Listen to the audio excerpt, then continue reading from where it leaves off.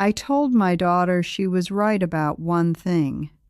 At 77, I probably shouldn't drive at night anymore.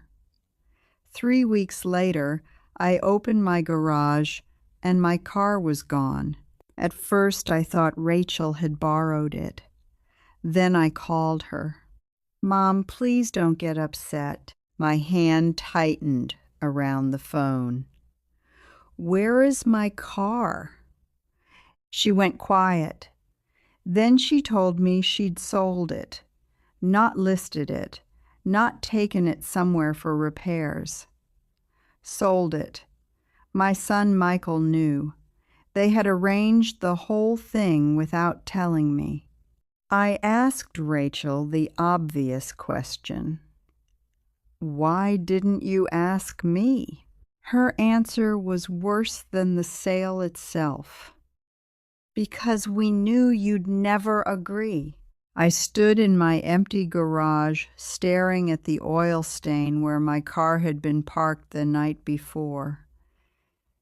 "If you knew I would say no," I asked, "why did you think you had permission?" Rachel started talking about safety, about my age, about how worried she and Michael had become. But all I could think was this. I had agreed to stop driving at night. Somehow, my children had turned that into permission to decide whether I could drive at all. 3 weeks earlier, the situation had seemed much simpler. I'd gone to dinner with my friend Diane. We'd known each other for more than 30 years. Dinner ran longer than expected. By the time I left the restaurant, it was after 8. I knew the route home well. I'd driven it dozens of times. But there was road construction near one intersection, and I missed the street where I normally turned. I didn't panic. I didn't drive through a red light. I didn't hit anything. I simply kept going until I recognized another road, pulled into a pharmacy parking lot, and checked the map on my phone. I'd gone about 3 miles farther than necessary. I got home safely. The next morning, Rachel called. I made the mistake of mentioning it. "Maybe I'm done driving at night," I said. She went quiet. "You got lost?" "I didn't get lost. You just said you missed your turn." "That's different. How long did it take you to realize?" "A few minutes." "Mom." I knew that tone. "Rachel, nothing happened." "That isn't the point." I was already regretting telling her. Rachel was 51 and worked in human resources. She liked problems with clear solutions. If something created risk, she wanted to remove the risk. Usually that made her good at her job. It made conversations like this difficult. I said I probably shouldn't drive at night anymore. "Maybe we should talk about driving in general." "No." She paused. "No?" "No. I noticed something was becoming difficult, so I'm changing it." "That's what I'm saying." "No, you're saying something different." I made the boundary very clear. No night driving. I would avoid bad weather when possible. Long, unfamiliar trips could wait, or someone else could drive. But during the day, on roads I knew, I was still driving. Rachel eventually said she understood. I believed her. 2 days later, my son Michael called. "Rachel says you're having trouble driving." I closed my eyes. I missed one turn. "She said you got confused." I did not get confused. "I'm not criticizing you." You've called me to discuss my driving after talking to your sister. That sounds very much like criticism. Michael was 48. He managed commercial properties and believed almost every problem could be solved with logistics. I'm just saying there are options now. What options? Uber, senior transportation, grocery delivery. I have a car. I know. Then why are we discussing grocery delivery? He laughed as though I was being difficult. We're not. I'm just saying you don't have to drive everywhere. I never said I did. That was the beginning. Not one big argument. A series of small changes. Rachel started calling before appointments. Do you want me to take you? At first, I appreciated it. Then, do you want me to take you? Became, I'll take you. I had a dental appointment one Tuesday morning. Rachel said she couldn't leave work then. Can you move it to Thursday? I don't need to move it. I can take you Thursday. I can take myself Tuesday. Silence. Then, I thought you weren't driving. I said I wasn't driving at night. Oh, the word carried far more disappointment than 2 letters should. I went to the appointment myself. It was 10 in the morning. The weather was clear. I drove 7 miles. Nothing happened. But Rachel called that evening. How was the dentist? Fine. Fine. You drove? Yes. Another silence. Mom, why didn't you tell me? Because I went to the dentist. You know I'm worried. I know. You could have waited 2 days. Why would I move my appointment because you can't drive me when I don't need you to drive me? She didn't have an answer I liked. A few days later, she offered to take me grocery shopping. I said yes, because we hadn't spent much time together lately. We had lunch afterward. It was pleasant. But when I mentioned stopping at the garden center the following morning, Rachel immediately said, I can't take you tomorrow. I didn't ask you to. Her face changed. Oh, again. That little word. That was when I realized something. Rachel had already started building a new arrangement in her mind, one where my schedule depended on hers. I had never agreed to that arrangement. The next week, I was meeting Diane for lunch. I reached into the small bowl near the kitchen door where I kept the spare car key. It wasn't there. I checked the drawer beneath it. Nothing.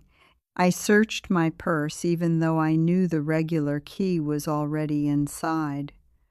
Then I called Rachel. Did you take my spare car key? She hesitated. It's in my purse. Why? I grabbed it the other day. You accidentally grabbed a key that doesn't belong to your car? No. Then why did you take it? For emergencies. I almost laughed. What emergency requires you to carry my car key?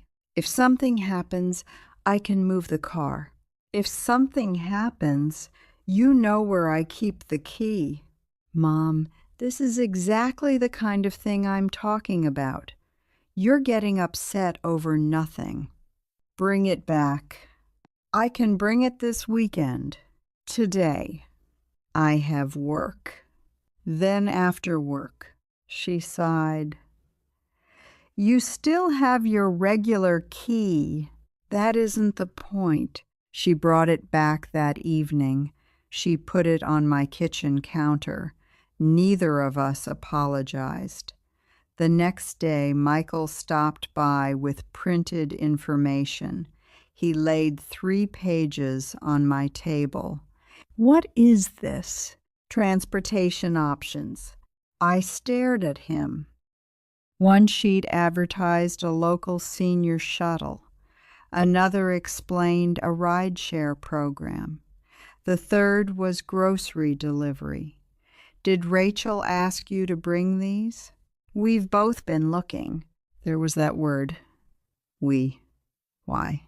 "Because we're trying to make this easier before it becomes harder."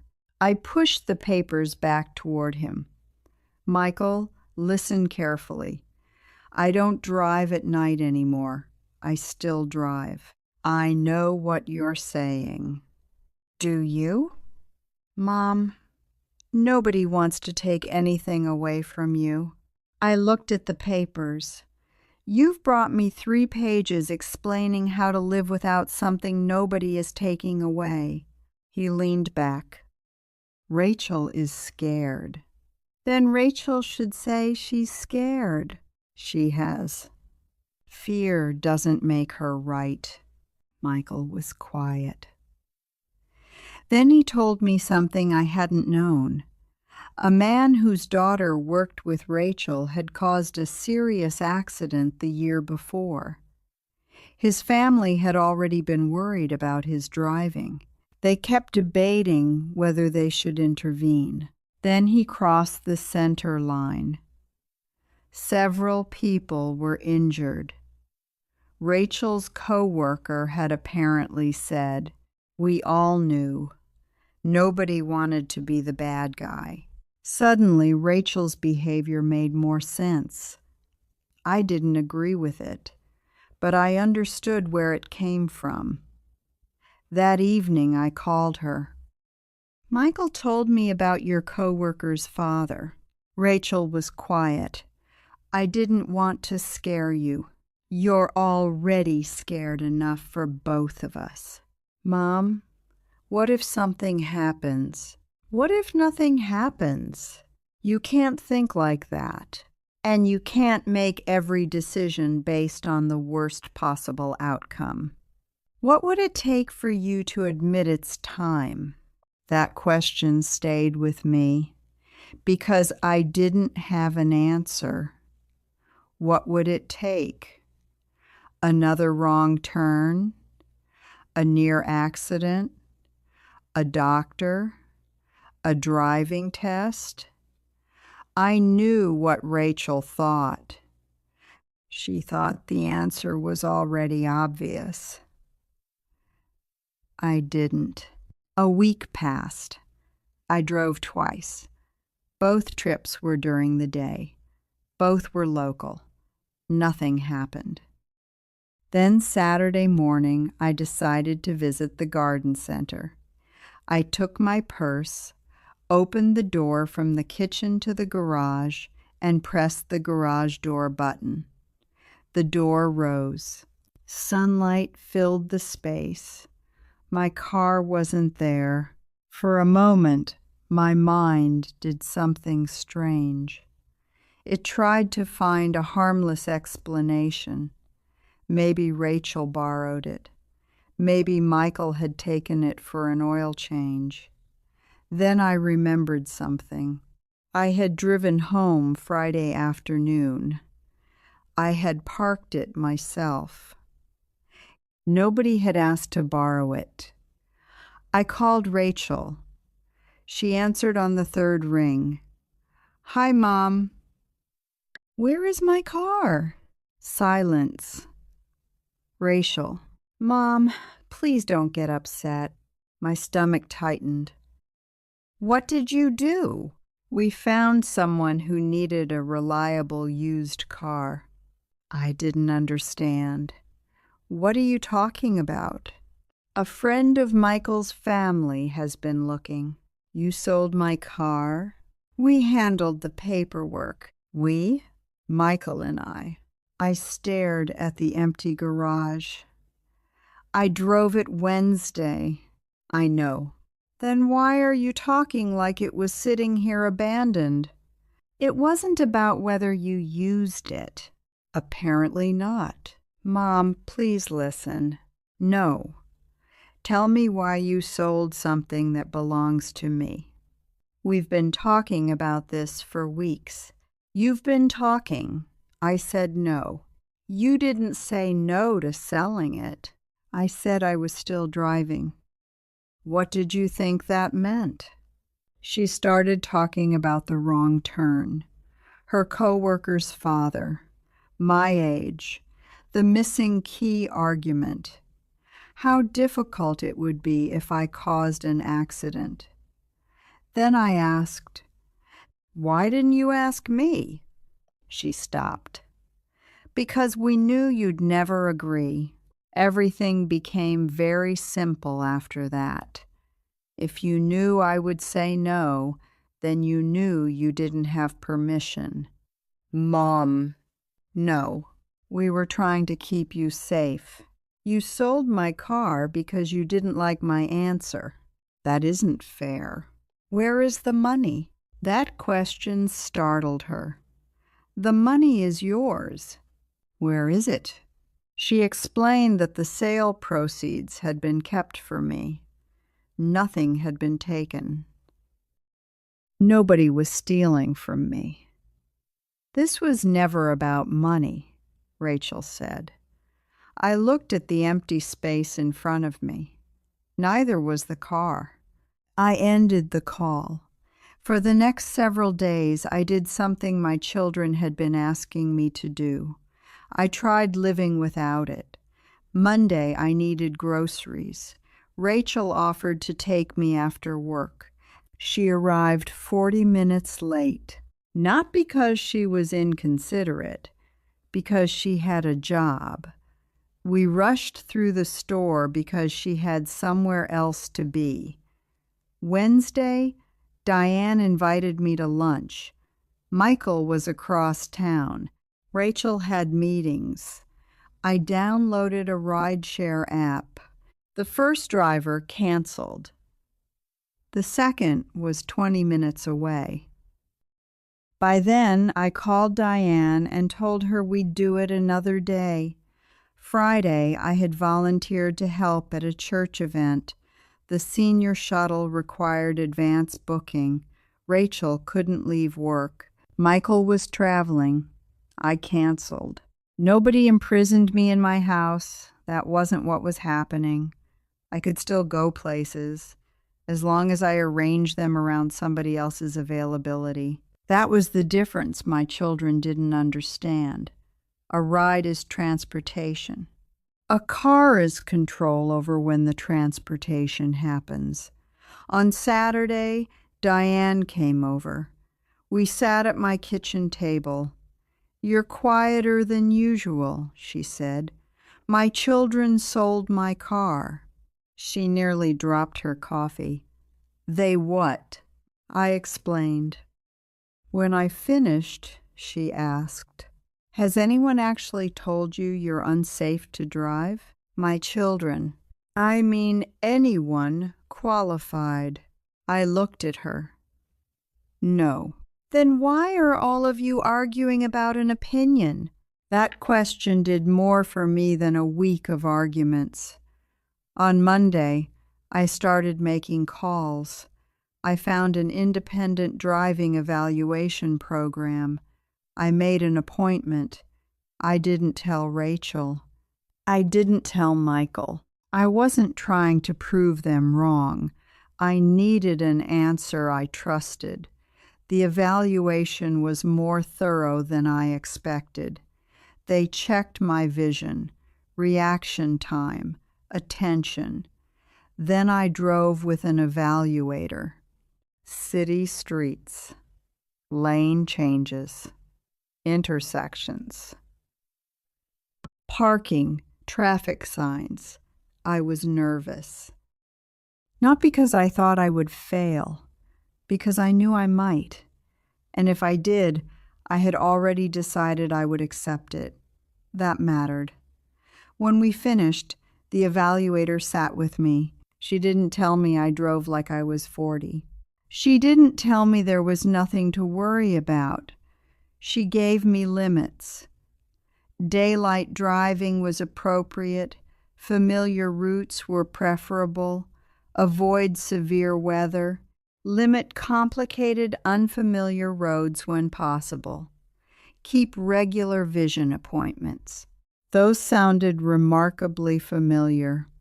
They were almost exactly the limits I had already chosen for myself. Then she told me I had passed. I drove home with Diane. 2 days later, we went car shopping.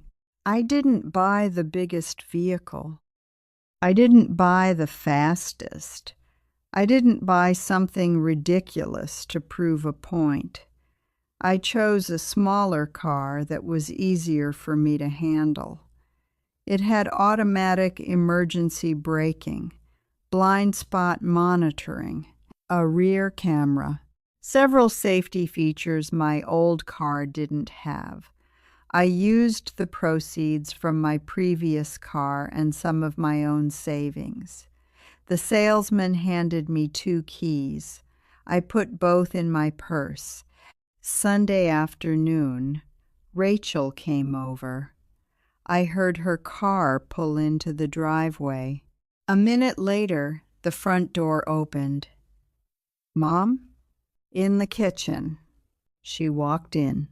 Her expression was strange. "Whose car is that?" "Mine."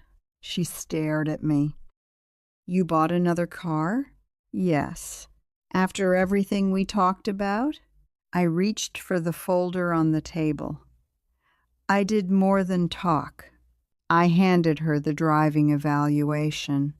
She read the first page, then the second. Her face changed. "You went for a driving test?" "An independent assessment." "Without telling me?" "Yes." She looked at me. "You passed?" "With restrictions." I explained them. Daylight, familiar roads, good weather, regular vision checks. Rachel put the paper down. "That doesn't mean you have to keep driving." "No, it means I'm currently capable of driving under reasonable limits." "That's not the point." I looked at her. "Then safety wasn't the only point." She stared at me. Before she could answer, Michael arrived. Rachel immediately told him, "Mom bought another car." He looked through the window, then at me. "You're serious?" I handed him the assessment. He read it more quietly than Rachel had. Finally he said, "Well, this changes things." Rachel looked at him. "Does it?" "Yes. I still don't think she should drive." "Then you still don't think I should drive?" I said. She turned toward me. "We were trying to keep you safe." "I know." "If something happens..." "I know. You keep saying that like it makes everything okay." "It doesn't." I pointed toward the assessment. "This is what you should have asked me to do." Rachel crossed her arms. "And if you refused, then we would have had a different problem." "You were refusing everything." "No. I stopped driving at night before you even asked. Because you knew something was wrong. I knew night driving had become harder." "Exactly." "No, Rachel, not exactly." I leaned forward. "You took one limit," I recognized myself, "and used it to decide I shouldn't be driving at all." She shook her head. "We knew you wouldn't agree because you weren't being realistic." "No." She stopped. You knew I wouldn't agree because it was my decision and you wanted a different one. Nobody spoke. I continued. You can tell me you're worried. Rachel looked away. You can ask me to get tested. Michael nodded slightly. You can refuse to ride with me if you believe I'm unsafe. Then I pointed toward the driveway. But you cannot take my keys. I looked at Michael, too. And you will never sell something I own again. Rachel's face tightened. We didn't keep the money. I know. We weren't trying to take anything from you. You took the car. For safety. No. You made a decision because you knew I would say no. I paused. The moment you said that, you admitted you knew it wasn't your decision. Rachel didn't answer. Michael finally said, Mom has a point. Rachel looked at him. Don't. I'm not saying we were wrong to worry. Neither am I said. That surprised her. I want you to worry if I give you a reason. I tapped the evaluation. But worry about me. Don't manage me. The room went quiet. Then I explained the new arrangement. I would follow every recommendation from the evaluator. No driving at night. No severe weather. No complicated long-distance trips unless I was comfortable. I would keep my vision appointments. If something changed, I would be evaluated again.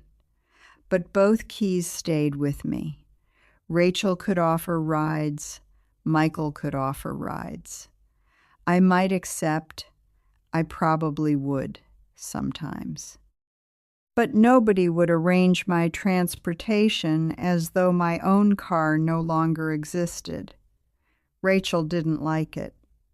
I still think you should stop. I nodded. Then we still disagree. That was the end of the argument. Not because Rachel changed her mind. She didn't. Not because I proved I could drive forever. I couldn't. I proved I could drive now, within limits that made sense. The next few weeks were different. I drove to the grocery store during the day. I went to church. I met Diane for lunch. When rain was heavy one afternoon, I canceled an appointment instead of driving. When Rachel offered to take me somewhere across town, I said yes. The difference was that accepting a ride was my choice again. Rachel still watched me when I pulled out of the driveway. I could see the worry on her face, but she didn't ask for the keys. Michael stopped sending transportation brochures, and nobody touched my car. A month later, Rachel and I were having coffee when she said, I still hate that you drive. I know. You're not going to argue? No. She smiled despite herself. Then she said, I was really scared. I know that too. I didn't know what else to do. You could have asked me to take the assessment. What if you'd said no? Then you could have kept arguing with me. She laughed. That sounds terrible. It probably would have been. Then I said, but it would still have been my decision. She nodded. Not enthusiastically, but she nodded. Concern gives family members a reason to speak. It doesn't automatically give them the right to decide. My children were right about one thing. At 77, I needed to think differently about driving than I did at 50. So I did. What they were wrong about was believing that once I admitted one limitation, they could choose all the others for me. If your adult child sold your car because they believed you were no longer safe to drive, what would you do? And if an independent driving assessment said you could still drive with restrictions, would that be enough for you? Tell me in the comments. Thank you for watching. If you enjoy senior family stories about family boundaries, adult children, independence, and the conflicts older women face when help begins turning into control, please like this video and subscribe to the channel.